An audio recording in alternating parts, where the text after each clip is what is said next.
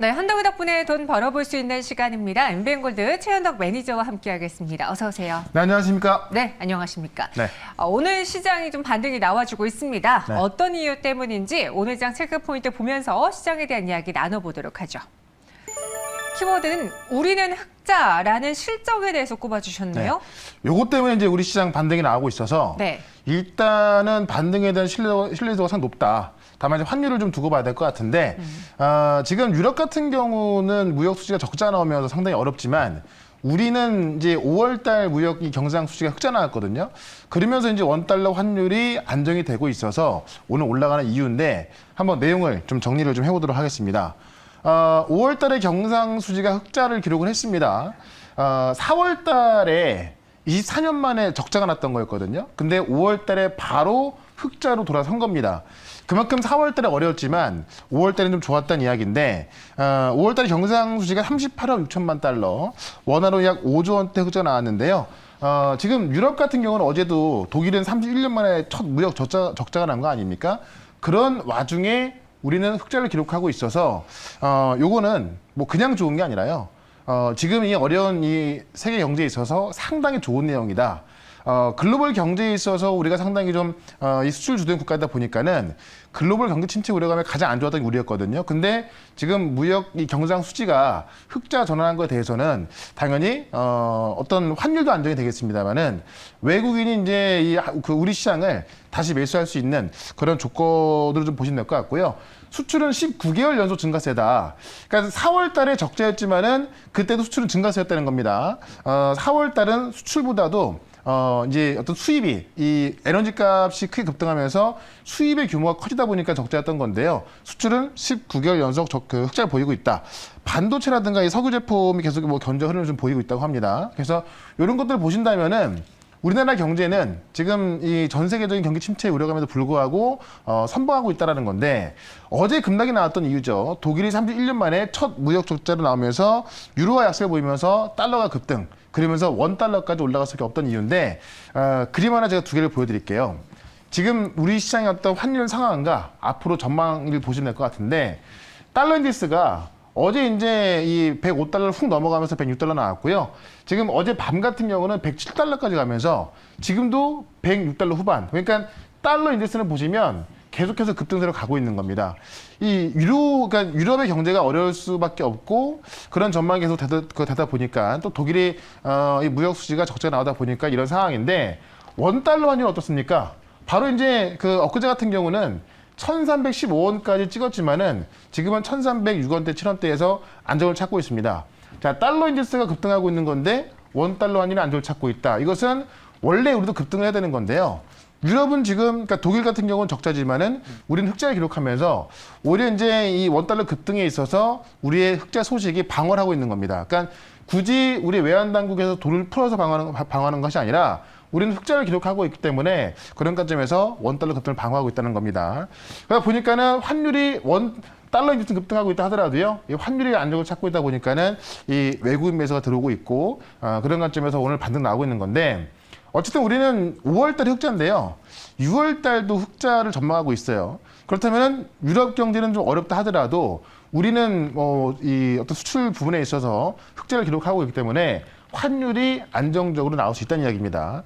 결국 이렇다면은 지금의 반등은 일단 기술적 반등은 뭐 선명하게 나와주고 있기 때문에 이 기술적 반등에 대해서 의심하지 마시고 좀 긍정적으로 대응하시다 본다면은 아마 시장은 확실한 바닥을 만들어 갈 것이다. 이렇게 정리를 해보도록 하겠습니다. 네. 이제 원달러 환율만 1,300원 밑으로 쭉 좀 떨어진다면은 네. 더 좋을 것 같은데요. 일단 우리 시장에서의 상승 모멘텀은 바로 이런 것들이었습니다. 그로 인해 오늘 많은 종목들이 빨간불을 켜고 있는데 그 안에서 저희가 살펴볼 또 리뷰 종목은 어떤 게 있을까요? 네. 제가 최근에 말씀드렸던 나인테크인데 네. 어제 말씀드렸던 종목이죠. 나인테크 어제 제가 음봉에서 말씀드렸고요. 오늘 같은 경우는 뭐 꽤 큰 시세가 좀 나와주고 있습니다. 네. 지금 LG 엔솔이 일본 그 수주권에 대해서 조회 공시 요구가 들어갔었고요. 어제 이제 조회 공시 요구에서 답변이 나왔는데 일본의 이스즈 자동차하고 배터리 공급 협의 중이라 나왔습니다. 그래서 그거는 이제 어떤 그냥 뜬 소문이 아니라 실제 협의를 하고 있고요. 그 규모가 1조 원대를 전망하고 있기 때문에 결국 지금 이 나인테크가 올라갈 수 있는 이유는 더욱더 강해지고 있는 겁니다. 그래서 어제 말씀드리고 나서 그 시장에서 좀 전혀 소외가 되지 않고 올라가고 있으니 목표가 제가 4,500원까지 말씀드렸거든요. 그러니까 저는 항상 이 자리에서 단기로 말씀드리는 것이 아니라 어떤 모멘텀에 적용할 수 있는 그런 구간까지 말씀드리고 있는 건데요. 4,500원까지 해서 보셔도 좋다. 이렇게 좀 말씀을 드려보도록 하고요. 그다음에 지난주에 말씀드렸던 BHI 원전으로서 설명드렸었고 이 원전 쪽에서 이 SMR 핵심 기술을 보유하면서 실제 이제 이 SMR 쪽에서 미국 최대 회사인 이 뉴스케일의 이 밸류체인 공급자라고 말씀드렸는데 자 오늘 같은 경우도 신고가를 찍었습니다. 8,450원까지 갔다 왔는데요. 제가 이 좀 높은 와중에도 말씀을 드렸었지만은 다음날 바로 급등이 나왔었고 오늘 같은 경우도 원전 종목들 올라가면서 신고가 찍고 있습니다. 목표가가 9,000원 말씀드렸는데 오늘 신고가 대비해서 한 600원, 700원 더 가면 되는 건데요. 여전히 지금 살아있기 때문에 이 원전과 그다음에 어떤 그 인프라 쪽에서 더욱더 시세를 낼 수 있다. 이렇게 좀 말씀드리고 그 저번에 말씀드렸던 거 하나만 더 보시면 G2파워 역시나 오늘 아침에 원전 관련주로서 제일 먼저 올라갔던 건데 역시나 신고가를 찍었습니다. 43,100원까지 찍었는데 지금 이제 수배 전반 쪽에서 1등이기 때문에요. 원전의 수혜주기도 하고 뭐 원전뿐만이 아니라 이 신재생 인프라가 들어갈 때 가장 큰 수혜를 볼 수 있기 때문에 계속 관심을 가져보자라고 말씀드리면서 오늘도 지금 시장 반등 속에서 올라갈 수 있는 종목을 또 두 가지 말씀을 드려보도록 하겠습니다. 네, G2파워까지 들어봤습니다. 정말 다시 원전주들이 또 오늘 뜨겁다 보니까 이런 종목들이 올라줬는데요. 오늘 장은 어떤 종목을 공략해보는 게 맞는 건지 첫 번째 종목에 대한 키워드 알아보도록 하겠습니다. 현덕이 덕분의 키워드는요. LG 에너지 솔루션. 네. 저희 어제 나인테크를 공략했는데 또 갖고 왔네요. 그러니까 요새 원통형 배터리 종목들이 너무나 좋은데 네. 의도치 않게 좀 밀린 부분이 있죠. 시장 때문에. 그런 부분에 있어서 또 이 종목을 놓치면 안 되기 때문에 내용을 좀 보면서 같이 말씀을 좀 드려보도록 하겠습니다. 내용을 보시면 이 원통형 배터리 부활. 그래서 이제 원래는 이 원통형 배터리가 이제 이 원통형 배터리를 만들다 보면 효율성이 좀 떨어지기 때문에 원래는 각형과 파워층으로 가고 있던 건데요. 지금 이 많은 전기차 업체들이 원통형 배터리로 많이 가고 있습니다. 그래서 지금 LG엔솔하고 삼성 SDI에 이 원통형 배터리를 공급하는 그런 기업들이 뜨고 있다는 이야기인데 내용을 좀 먼저 보도록 하죠. 일단은 조금 전에 말씀드렸지만은 LG엔솔이 일본의 상용차 이스지의 1조 배터리 규모를 논의하면서 그게 원통형 배터리거든요. 그래서 지금 원통형 배터리가 빠르게 성장하고 있다. 일단은 이 LG엔솔이 어떻게 보면 이제 이런 리튬 배터리의 또 종주국인 일본에까지 들어가고 있다는 게 그만큼 지금 우리나라의 어떤 성장성이 좀 빠르게 들어가고 있다라고 좀 보면 될 것 같고요. 중국 기업들이 지금 원통형 배터리를 따라오고 있습니다만은 이 기술력에 있어서 한국이 압도적인 우위를 보여주고 있다고 합니다. 그리고 지금 이 원통형 부활은 테슬라가 견인하고 있다는 이야기인데 원래 테슬라가 쓰게 되면서 테슬라가 이제 그 수율이 안 나오다 보니까는 그걸 LG엔솔에 맡기기 시작했고요. 그러다 보니까는 테슬라도 쓰고 있고 지금 처음 이 BMW하고 볼보, 제기어도 지금 원통형 배터리를 탑재하기 시작했고요.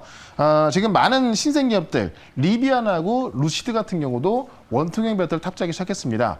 그만큼 이 원통형 배터리가 왜 원통형으로 가고 있냐면은 이 각형 파우치형에 비해서 이제 그 표준화된 규격으로 좀 단가가 좀 낮게 할 수 있고요. 대량 생산 가능하고 그다음에 이제 이 기술력이 오래되어 있기 때문에 가장 손쉽게 좀 많이 만들 수 있다는 겁니다. 안정성도 우수하고요. 그런 관점에서 지금 뭐 테슬라를 포함한 뭐 BMW, 볼보 등에서 많은 완성차 업체들이 원통형 배터리로 가고 있고요. 그 원통형 배터리에서 지금 우리나라 기업들이 굉장히 좀 좋은 성적을 내고 있기 때문에 이 원통형 배터리에서 관련주 하나 또 말씀을 드려보도록 하겠습니다. 네, 왜 원통형인가라고 해주셨습니다. 네. 원통형 배터리 시장이 좀 빠르게 성장하고 있다. 그래서 저희가 어제는 LG엔솔과 관련한 나인테크 이야기를 해봤는데 네. 오늘은 새로운 종목을 공개해 보겠습니다. 어떤 종목인지 현덕이 덕분에 오늘의 첫 번째 공략주는요. 네. 삼진 L&D. 네, 일단은 그 삼성 SDI 공급하면서 네. 주가 움직임에서는 1번으로 움직이는 종목이 바로 삼진 L&D입니다. 원통형 배터리에서 1번으로 움직이는 종목인데 삼성 SDI의 원통형 배터리 생산 글로벌 2등인데, 그러니까 삼성 SDI가 원통형 배터리 생산 2등인데요. 여기에 그 어떤 그 배터리 뚜껑으로 불리는 이 가스켓을 70%가량 공급하고 있는 회사가 바로 삼진 L&D입니다. 그래서 근데 삼성 SDI 같은 경우도 지금 원통형 배터리를 또 생산하기 위해서 파일럿 라인까지 지금 만들고 있기 때문에 생산 캐파가 훨씬 커질 것 같아요. 그래서 LG 엔솔에 이어서 지금 이대로 가고 있는 건데 삼성이 최근에 전기차 TF팀을 구성하면서 일단은 그 테슬라의 모델 Y까지 분해하면서 이 원통형 배터리하고 이 전장 사업 확대하고 있거든요. 그런 관점에서 삼성이 원통형 배터리 시장을 더욱더 키우고 있는데 여기에 삼성의 이 원통형 배터리 뚜껑 역할하는 가스켓을 공급하고 있는 회사가 삼진 L&D인데요.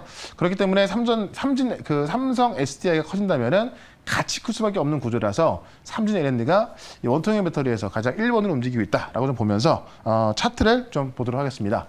차트 보시면 최근에 급락장이 나왔어도 그래도 양호한 모습이었어요. 최근에 반등도 좀 빨리 나왔고요.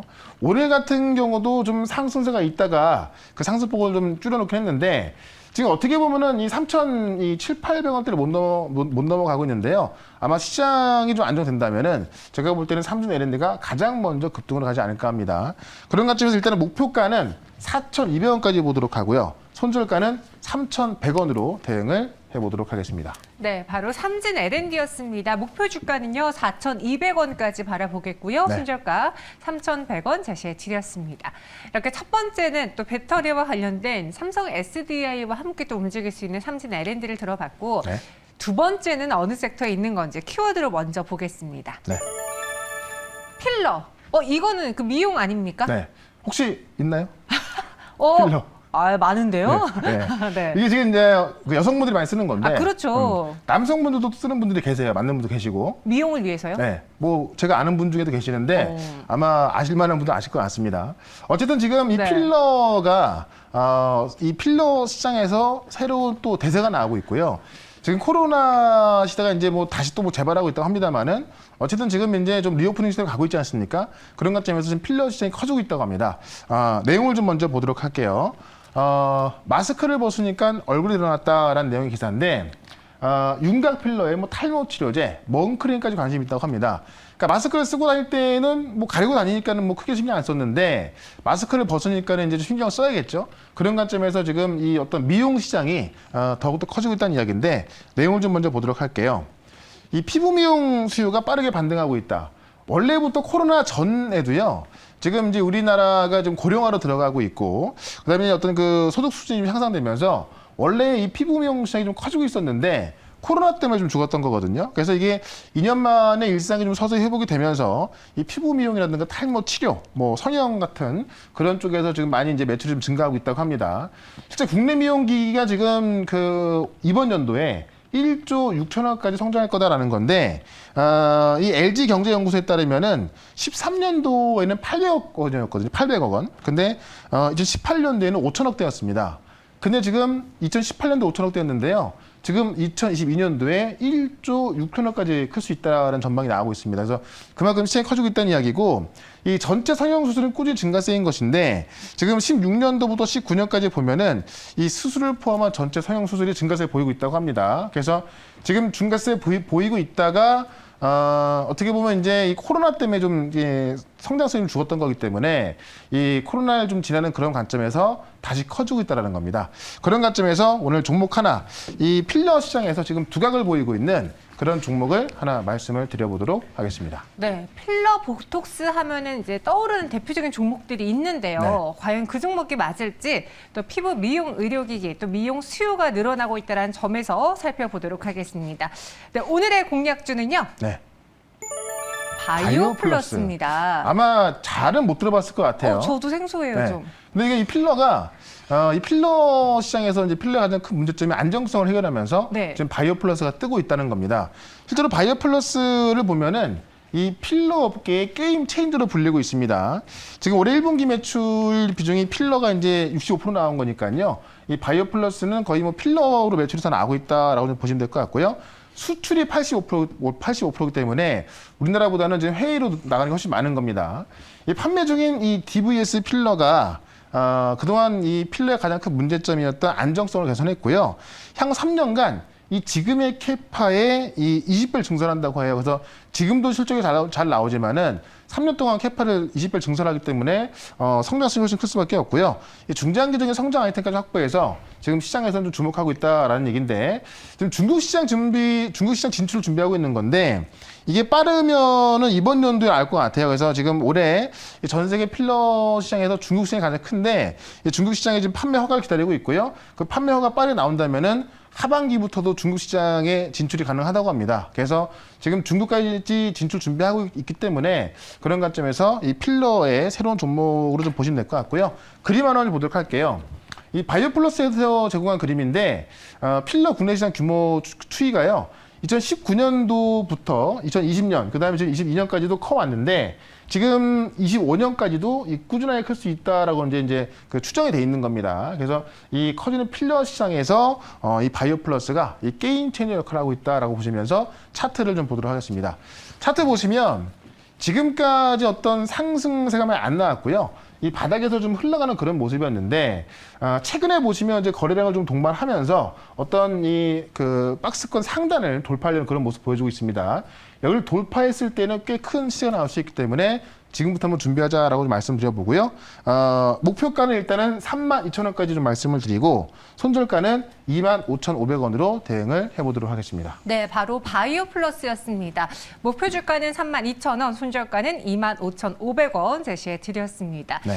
오늘 시장이 좀 반등하고 있기 때문에 지금 시청자분들이 이제 삼성전자 믿어도 됩니까? 저는 안 믿을래요. 아직인 것 같아요. 지금 다양한 의견 주고 계시거든요. 네. 그런 이야기는 또 어디서 나눠볼 수 있을까요? 조금 더. 제가 이제 어제 원달러에 대해서 영상을 하나 올려놨는데 네. 지금 환율 움직임을 보시면은 삼성전자가 어디까지 갈지 아니면 지금 시장이 반등이 어디까지 갈지 알 수가 있거든요. 그래서 그 원달러 환율에 대한 어떤 지금의 상황을 좀 그 영상 올려놨으니까요.